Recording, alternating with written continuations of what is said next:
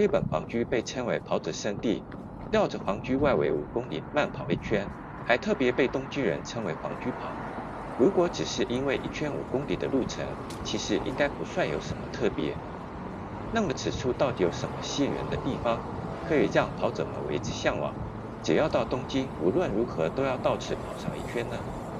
此行利用参加富士山国际马拉松的机会，在赛事2天前抵达东京，特别利用隔天一早到皇居进行晨跑，感受皇居跑的魔力，顺便让隔日要参赛的选手们事先适应日本清晨低温跑步的感觉。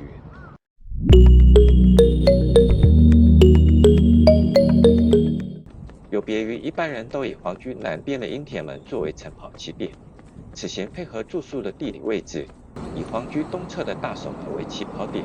采逆时针方向前进。古称江户城的城址及现今的皇居，但使用区域与江户时代有所不同。一开始跑在皇居东御苑外侧的大守好跑，右手边一大排都会高楼，左手边却是相当宽广的水岸样貌，左右相互冲突的奇特景观，果然是令人难忘的慢跑步道。大守壕旁两岸的绿意倒映，让大守门到平川门间的水面上，处处闪耀着光芒，充满无限活力。直行至气象厅前的大守壕绿地，可以看到东京地下铁东西线的竹桥站2号出口。绿地内伫立着和气青马吕的铜像，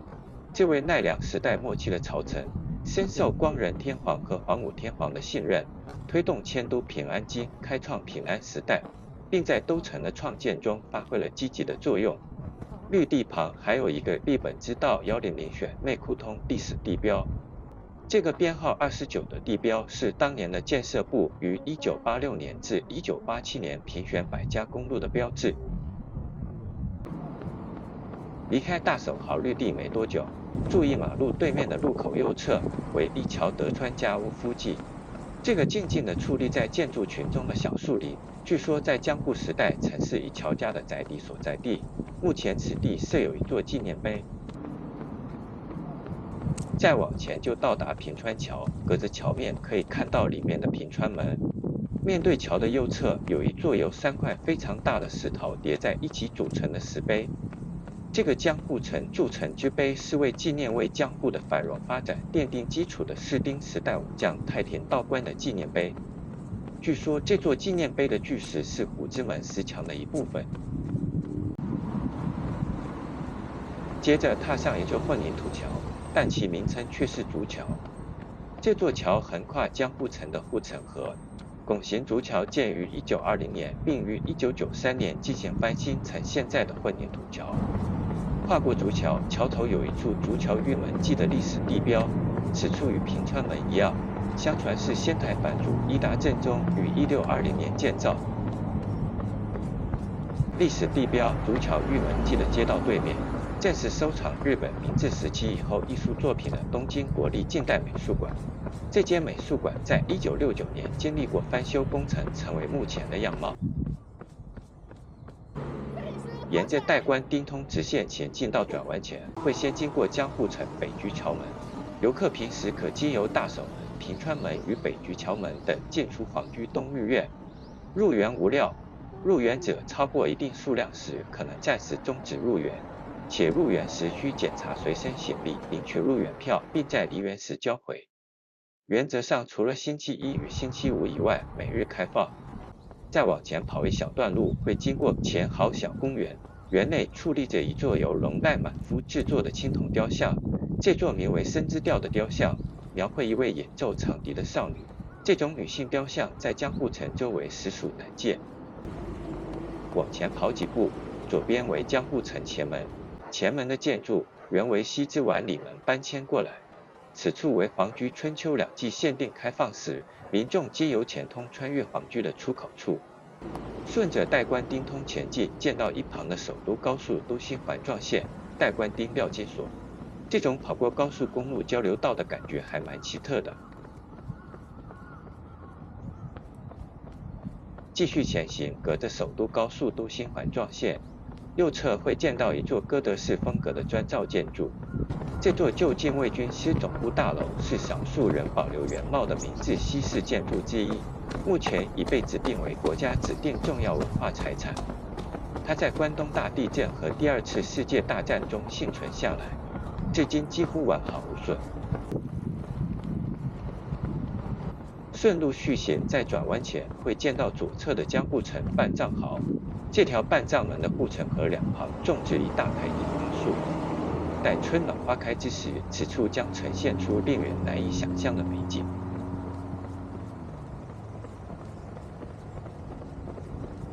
深受跑者喜爱的皇居跑，没跑过的人想必觉得路应该相当大条才对，殊不知位于千鸟渊公园旁的这段路，路宽大概仅能两人并行。清晨日出之后，阳光洒在转黄的树叶上，甚为漂亮，突然让冷乎乎的空气温暖许多。若是有机会的话，可以沿着护城河漫步，欣赏对面半藏门护城河旁的石墙与历史建筑间的美丽对比。尤其是樱花盛开的季节，护城河沿岸樱花树盛开，江户城伴着樱花的壮丽景色，让许多人着迷不已。继续往前，注意马路对岸，可以见到英国驻日本大使馆。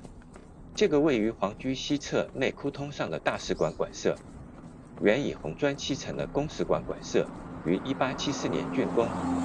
然而馆舍却在1923年的关东大地震中被彻底震坏。目前大使馆馆舍由英国公务部设计，并于1929年落成。通过江户城半藏门之后，路幅变得稍大一点，与之前路段相比较好跑一些。此时伴着一旁的樱田豪迎向阳光跑在草直的步道上，颇有一种参加赛事的感觉。经过国立剧场前的路口后，仔细注意左边的树丛里，常有一块江户城记石碑，上面篆刻着特别史记江户城记8个字。在阳光逆射的阴影下，不仔细寻找还真看不出来。虽然身为江户城的护城河角色，但直至今天，樱田豪仍为市区提供一处充裕的绿色空间。从半藏门到樱田门约1.4公里的路段，深受许多皇居跑者们的喜爱。持续傍于樱田豪慢跑，不经意发现路旁有一个指示牌，细看方才发现此为1955年被东京都教育委员会指定为历史遗迹和文化财产的柳之井资讯版。相传江户有许多因名水而闻名的井，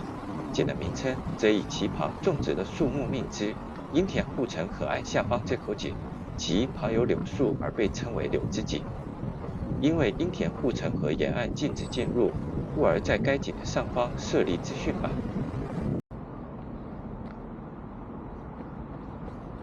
继续向前跑，发现前方大路口有几栋建筑，此为日本中央省厅之一的国土交通省，其职责相当于各国的交通部与建设部，任务是整备社会资本，推动交通政策，健全发展气象业务，并确保海上安全与治安，以达成国土全面且系统性的利用、开发及保存。靠近国土交通省的路上有一个小小的地铁出入口，此为东京地下铁有乐町线樱田门站1号出口。倘若急需使用洗手间时，地下的樱田门站内两端皆备有洗手间供游客使用。继续往前会经过有乐町线樱田门站3号出口，跑到接近樱田门，回头一看，这个建筑怎么似曾相识？仔细一想，原来这里就是日剧或动漫常常出现的警视厅本部厅舍。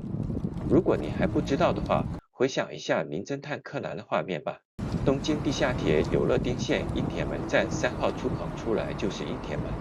对于皇居跑的跑者们交通相当便利，再加上目标相当显著，故而成为许多皇居跑者的起跑点。樱田门位于江户城的樱田窟与凯旋窟之间，为日本国家指定之重要文化财产。樱田门的正对面为警视厅本部厅舍，所以警视厅也被通称为樱田门。如果有人与你相约樱田门，可要想清楚是哪个樱田门哦。通过樱田门之后，步道旁即为凯旋壕。此处虽然是江户城最窄的内护城河，但却是平均水深达1.94公尺的最深护城河，且整体外貌与方才经过的樱田壕完全不同。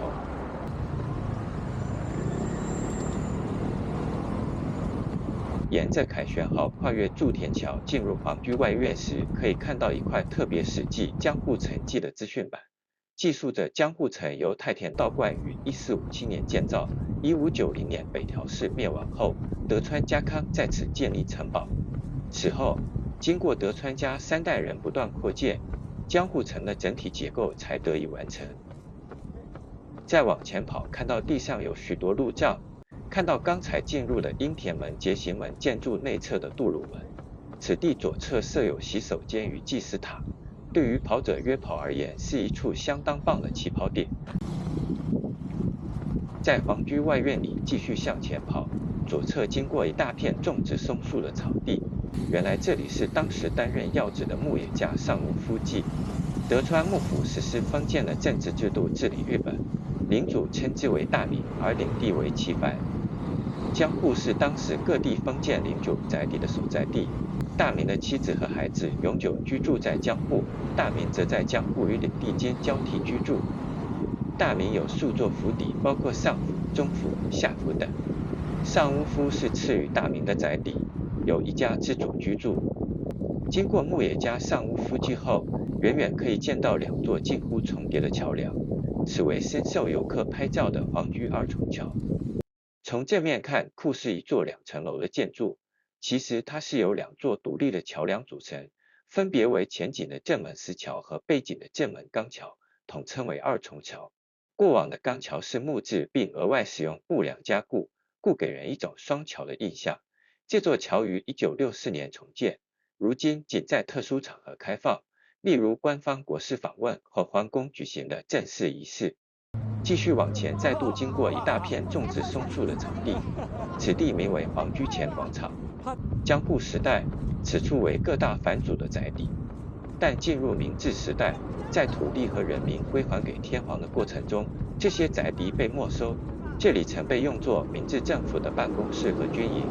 但在伊藤博文的命令下，一切被拆除，种植了许多树木，并将该区域开发成一个大广场。经过皇居前广场后，左边又是一大片广场，视线的最深处为江户城坂下门。皇居春秋2季限定开放时，民众在坂下门排队入场，经由长750公尺的前通，穿越皇居至江户城前门离开。跑过皇居前广场后，右侧见到许多高楼林立，一条名为显信通的大道直挺挺呈现眼前。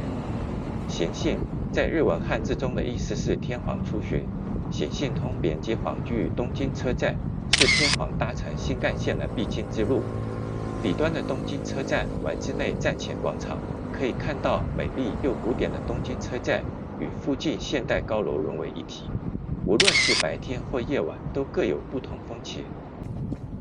沿着显信通向左望去，看到和田仓喷水公园的树木在阳光的照射下闪耀出生命的光芒。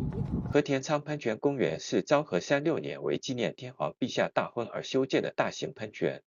随着现任天皇于平成5年6月的大婚，再次以延续核心发展为目的而完成整建。回过头再来看看江户城的样貌，隔着桔梗壕看见白墙的驯炉，此为关东大地震中受损拆除重新修复。驯炉守卫着江户城的一角，炉有用于射机枪和箭的间隙，作用如同炮塔一般。驯炉的白色墙壁倒映在桔梗铺的水面上，显得相当优雅且尊贵。日本现存的炉塔仅存130座，但由于驯炉属于皇居所有，因此未被指定为文化财产。继续往前跑，竟然不知不觉地跑到大守门了，也是我们此行的终点。大守门是进入皇居东御苑的入口之一，9点至16点可由大守门这边的检查哨经随身行李检查等安全措施之后，免费进入参观。